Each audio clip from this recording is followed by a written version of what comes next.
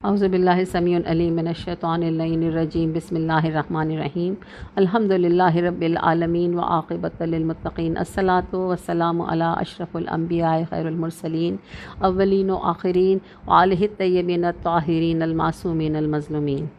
معزز مومنین و مومنات، السلام علیکم۔ سلسلہ گفتگو ہمارا گناہان کبیرہ پر جاری ہے، اور آج اس سلسلے میں ہم دو گناہ کبیرہ پر گفتگو کریں گے۔ تھوڑا سا آپ کی یاد دہانی کے لیے کہ ہم نے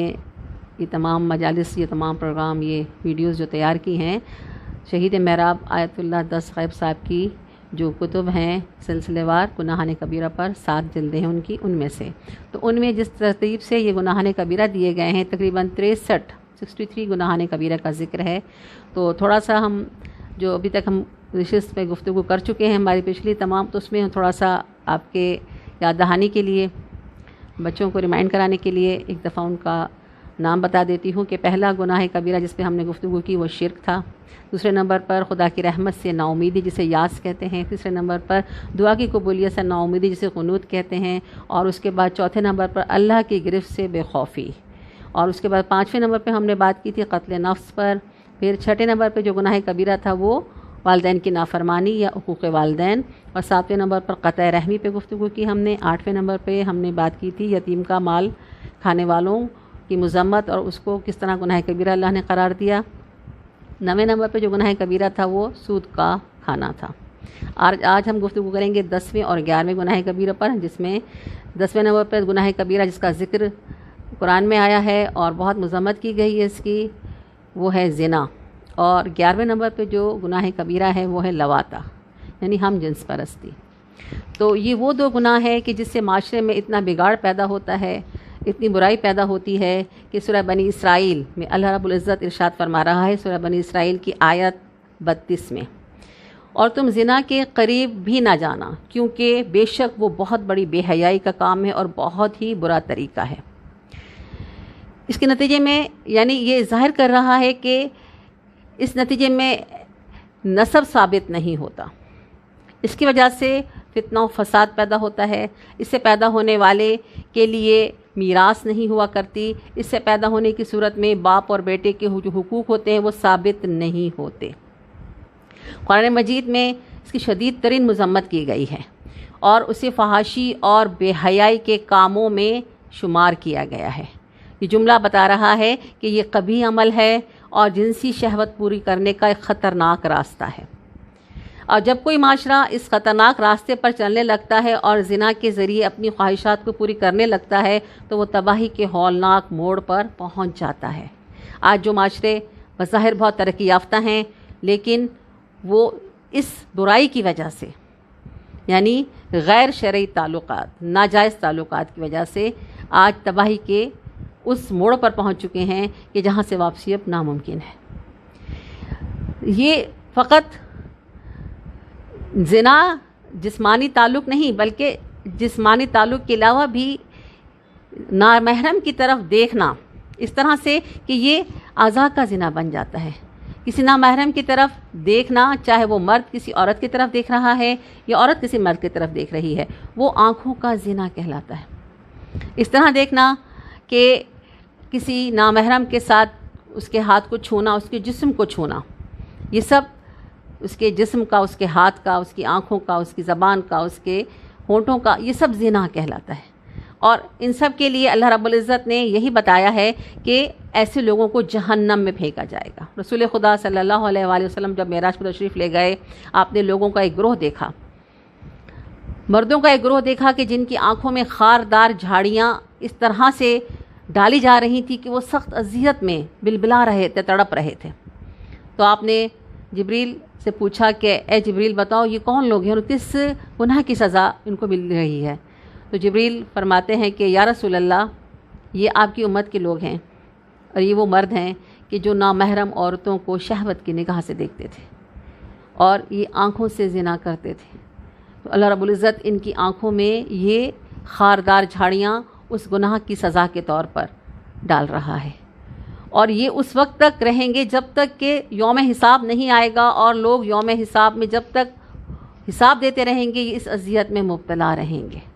اب وہ کوئی عورت ہو یا کوئی مرد ہو، دونوں کے لیے کہا گیا۔ اسی لیے اسلام نے پردے کا حکم دیا ہے، عورتوں سے کہا ہے کہ جب اپنے گھروں سے باہر نکلو تو تم اپنے چہروں کو، اپنے جسم کو نامحرموں سے اس طرح چھپا کے نکلو کہ وہ شہوت پیدا نہ ہو۔ اسی طرح نامحرم کے ساتھ تنہائی میں بیٹھنے کی بہت زیادہ مذمت کی گئی ہے کہ پیغمبر اکرم صلی اللہ علیہ وآلہ وسلم ارشاد فرماتے ہیں کہ جو شخص خدا اور روز آخرت پر ایمان رکھتا ہو اسے ایسی جگہ پہ نہیں بیٹھنا چاہیے، نہیں سونا چاہیے جہاں کسی نامحرم عورت کے سانس لینے کی آواز آ رہی ہو،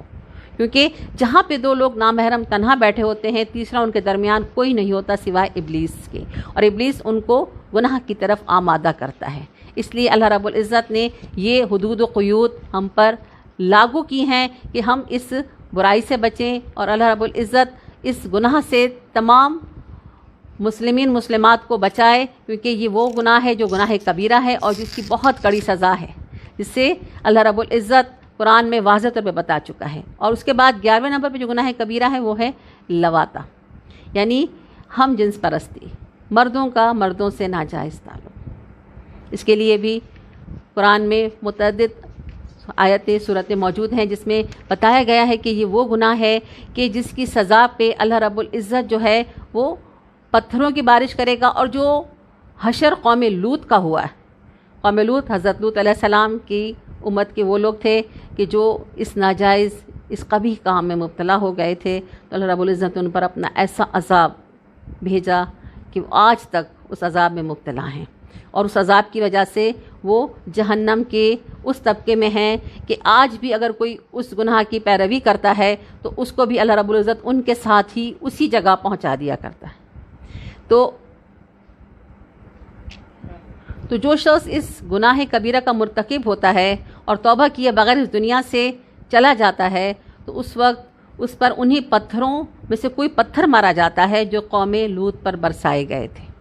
قرآن مجید میں قوم لوط پر نازل ہونے والے عذاب 3 قسم کے بیان کیے گئے ہیں۔ ایک تو سخت چنگھاڑ اور چیخ سنائی دی تھی، دوسری یہ کہ اس بستی کے لوگوں پر پتھروں کی بارش کی گئی تھی، اور تیسرا عذاب یہ تھا کہ بستی کی زمین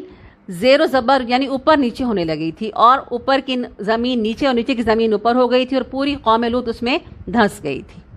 یہ سارے عذاب جو قوم لوط پر نازل ہوئے ہیں ایسا ظلم کرنے والوں سے دور نہیں۔ یہاں سے معلوم ہوتا ہے کہ لواطہ کرنے والا کوئی بھی شخص کسی بھی دور میں ہو اس کے ساتھ یہی حشر ہوگا۔ حضرت عمر خلیفہ دوم کے زمانے میں یہ واقعہ پیش آیا کہ ایک غلام نے اپنے آقا کو قتل کر دیا۔ جب اس غلام نے قتل کا اقرار کیا تو خلیفہ دوم نے اسے قتل کرنے کا حکم دے دیا، کیونکہ قتل کا ان کے حساب سے قتل کا بدلہ قتل ہے۔ جب امیر المومنین علی ابن ابی طالب سے پوچھا گیا اور حضرت امیر المومنین نے اس غلام کو بلا کر پوچھا کہ تو نے اپنے آقا کو کیوں قتل کیا، تو وجہ بتا، تو اس نے عرض کی کہ اس کے آقا نے اس کے ساتھ زبردستی یہ کبھی فعل کیا تھا، یہ غلط کام کیا تھا، لواطہ کیا تھا، بس میں نے اسے قتل کر دیا۔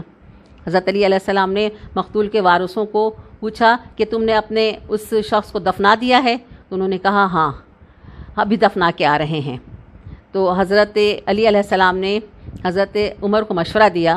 کہ اس غلام کو 3 دن تک گرفتار رکھو اور مقتول کے وارثوں کو کہو کہ 3 دن کے بعد دوبارہ آئیں۔ 3 دن گزر گئے، اس کے بعد حضرت علی علیہ السلام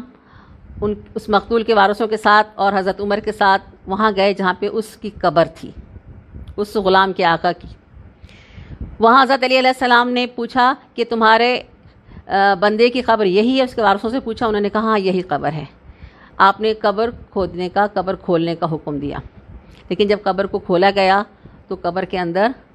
لاش موجود نہیں تھی، جنازہ موجود نہیں تھا۔ حضرت علی علیہ السلام نے نعرہ تکبیر بلند کیا، اللہ اکبر کا، اور فرمایا خدا کی قسم میں جھوٹ نہیں بولتا، میں نے رسول خدا صلی اللہ علیہ وآلہ وسلم کو یہ فرماتے سنا ہے کہ میری امت کا جو بھی شخص قوم لوط کے عمل کا ارتکاب کرے گا اور توبہ کیا بغیر اس دنیا سے چلا جائے گا تو قبر میں 3 دن سے زیادہ باقی نہیں رہے گا، زمین اسے اپنے اندر دھنسا لے گی اور وہ اس مقام پر پہنچ جائے گا جہاں قوم لوط کی میتیں ہیں اور جہاں ان سب کو ہلاکت نصیب ہوئی ہے، اب وہ شخص انہی کے ساتھ محشور ہوگا۔ یعنی اس طرح سے اس غلام کو قتل سے بچایا گیا کیونکہ اس نے ایک ایسے شخص کو قتل کیا تھا کہ جو گناہ کبیرہ کا مرتکب ہوا تھا اور زبردستی اس نے اس شخص کے ساتھ زیادتی کی تھی۔ تو اللہ رب العزت تمام امت مسلمہ کو ایسے گناہ کبیرہ سے اور تمام گناہ کبیرہ سے محفوظ رکھے۔ اللہ رب العزت میں توفیق عطا فرمائے کہ ہم اللہ کے احکامات کی پیروی کریں اور اس کے حبیب احمد مجتبیٰ محمد مصطفیٰ صلی اللہ علیہ وآلہ وسلم کی سیرت پر عمل کریں۔ آمین یا رب العالمین۔ وما علینا الا البلاغ المبین۔ اللہم صلی علی محمد وآل محمد وعجل فرجہم اجمعین برحمتک یا ارحم الراحمین۔